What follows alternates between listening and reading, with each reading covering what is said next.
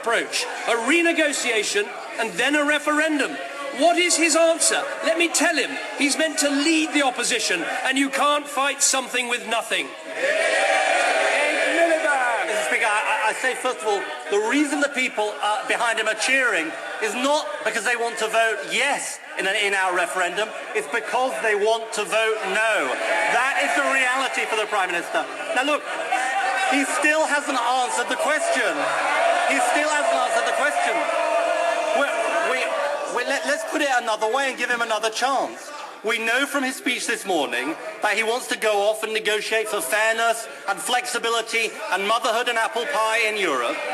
Can he name one thing, just one thing, that if he doesn't get, he'll recommend leaving the European Union? I don't want Britain to leave the European Union. I want Britain to reform the European Union. We have set out the whole areas where we want... Order. Members are shouting their heads off at the Prime Minister. They must desist. Let's hear the answers. The Prime Minister. We've been very clear about what we want to see change.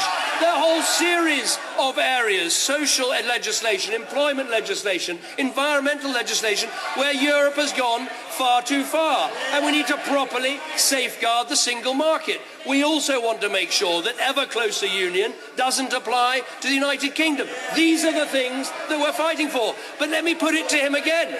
We want a renegotiation and then a referendum. What does he want? Or doesn't he know? So, Mr. Speaker, 4 hours since the big speech, he can't answer the most basic question of all. Whether he's for yes or whether he's for no. And why can't he answer it, Mr. Speaker? Why can't he say unequivocally that he'll vote yes in a referendum? Because he's frightened because of the people behind him. And the only thing that's changed since a few months ago, when he said he was against an in-out referendum, is not the situation in Europe, but the situation in the Tory party. Why doesn't he admit it? He's been driven to it not by the national interest, but been dragged to it by his party. The most basic question of all is, do you want a referendum? I do. Does he?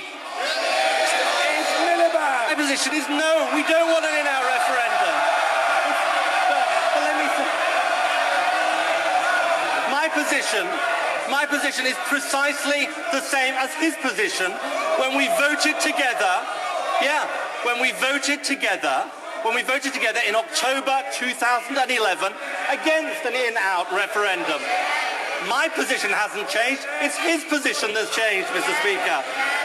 And here is the truth. 6 months of planning a speech on a referendum. He can't even tell us whether it's a yes or a no. Order. I apologise. I said a moment ago that members shouldn't shout their heads off at the Prime Minister. Neither should members shout their heads off at the Leader of the Opposition. They must start order. And his questions must, and they will, be heard. Mr Ed Miliband. Mr. Speaker, he's going to put Britain through years of uncertainty and take a huge gamble with our economy.